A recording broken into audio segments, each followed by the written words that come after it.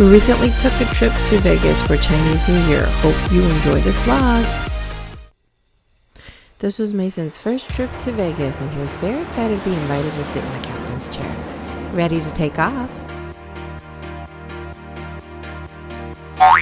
After landing, we headed over to Chinatown for a quick bite to eat for some fried chicken and tteokbokki. Post-lunch dancing is a must. For this trip, we decided to stay at the newest hotel on the strip at the Conrad Resorts World. One thing to note, the Conrad is the furthest of the 3 hotels from the self-parking, so definitely something to note. The standard rooms here are amazing, really large, 550 square foot with wall-to-wall windows. It also has lots of room for little ones to run around in. The bathroom here was amazing with a separate toilet, double sinks, and a huge shower with excellent lighting.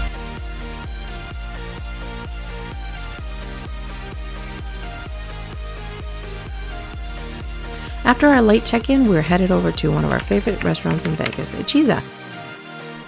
This is our first time dining at their new location, Ichiza Harane, with all really cute private dining rooms. Ichiza is Japanese tapas at its best. Some of our favorites are grilled squid, garlic fried rice, and of course the grilled beef tongue. You can also get sushi, uni, and of course you gotta finish the night out with honey toast.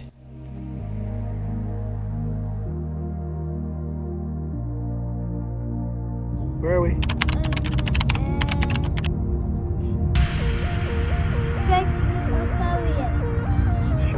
The next morning, we headed over to the Shark Reef Aquarium at Mandalay Bay. We paid $29 for adult tickets and kids 4 and under was free.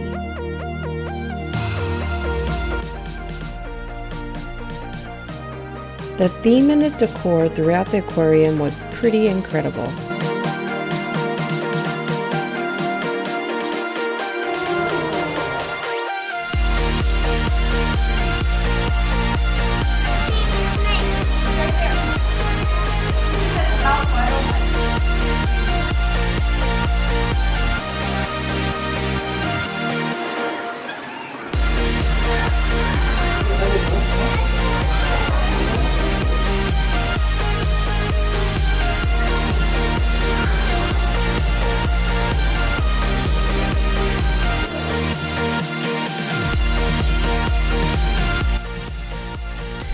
The aquarium opened at 10 a.m. and the doors actually open not until 10:05. If you're an early riser, they do have a stingray feeding option in the morning that you could pay extra for.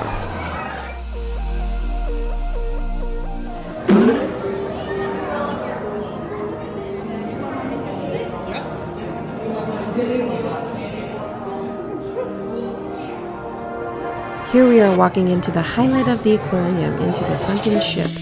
We were able to see sharks swimming all around us.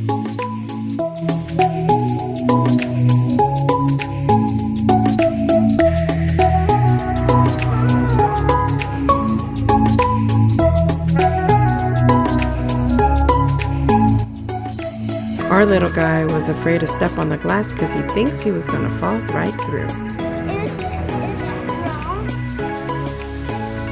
You can also pay to feed both the sharks and the turtles, but your kids have to be 13 years or older.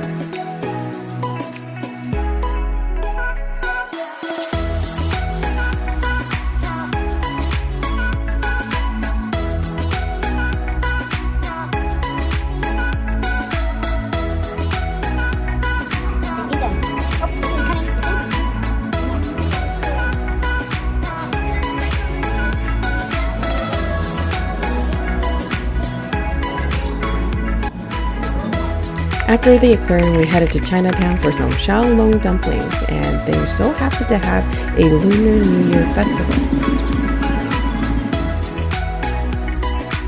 After heading back to the hotel, we walked through the famous food streets of Resorts World.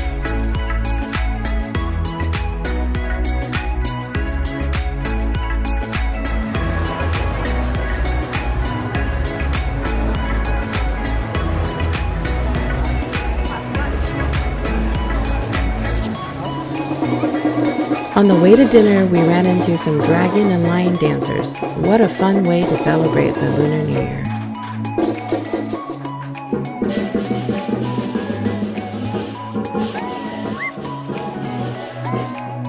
For dinner, we went to AAA Korean BBQ to meet up with our friend Derek. We picked the all-you-can-eat Kobe-style option, and all I can say, this rivals some of the best Korean barbecue I've ever had in LA.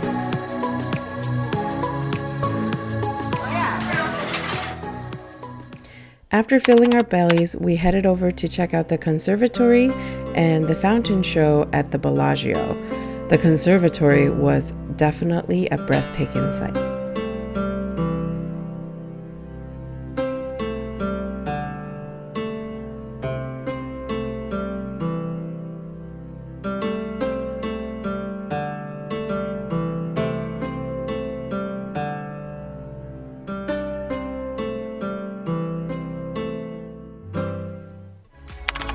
The fountain show was also spectacular.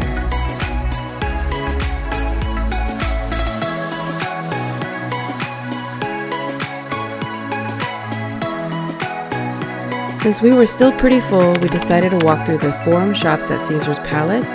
They also had some Lunar New Year decorations. And Mason wanted to dance.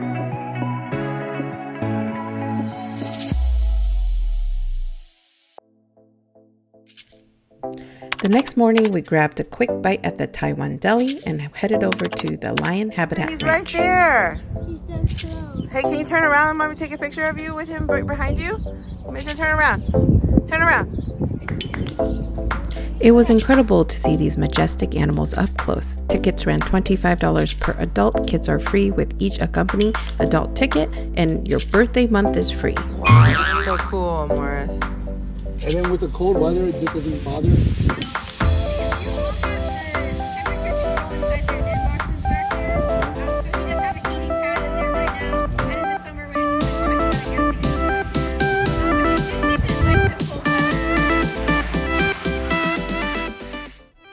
These zookeepers are incredibly comfortable with the animals as they're feeding them with their bare hands.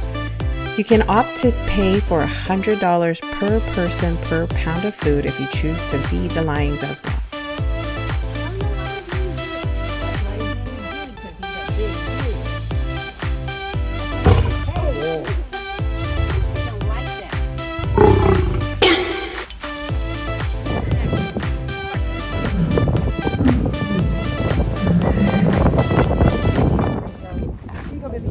But they were bred in captivity? They were bred in captivity. Coco here is actually very lucky she was born in captivity because if you look at her, her eyes are a lot wider open than her sister. That's because she was born with a degenerative eye condition. So she's actually mostly blind. So in the wild, she actually, would have made it this far.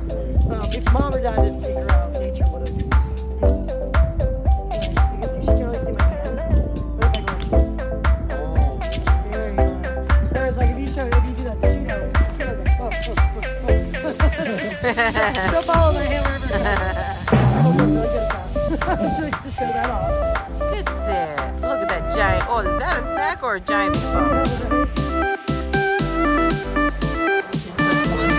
Is that not the buffalo growing his shoulder?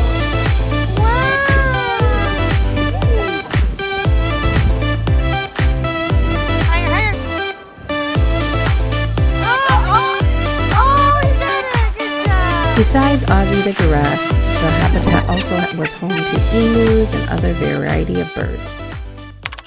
Afterwards, we headed over to In-N-Out. This is Mason's first In-N-Out experience, and I think he enjoyed it.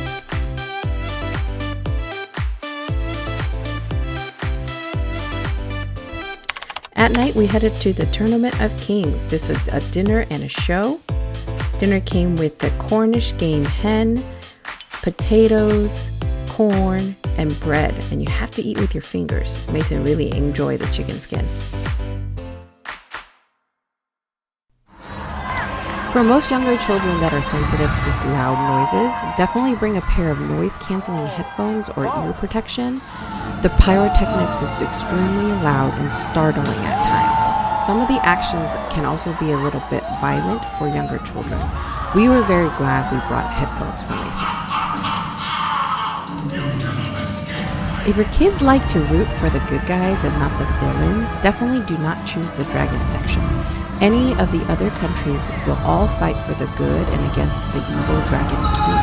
The meadow sections are where I would recommend since that's where most of the actions take place.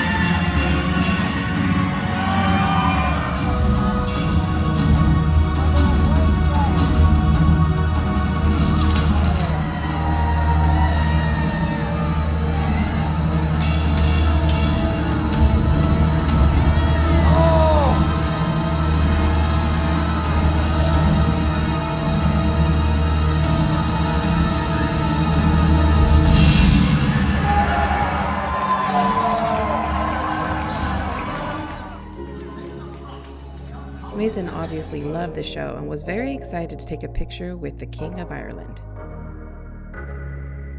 Right outside of the theater was the arcade at Excalibur called the Fun Dungeon. You will need to purchase an arcade card, which is $1, and load points onto it in order to play any of the games. Most games starts at 300 points, which is $3. They also had limited staffing, so you'll need to hunt for staff in order to play some of the cardboard games. We ended the night at the Venetian. Mason really wanted to ride the gondola, but at $39 per person for a 10-minute ride, we had to say no. How everyone feels after 3 days in Vegas. Hope our little trip can help you plan your next family trip for Vegas. Please subscribe and to our video.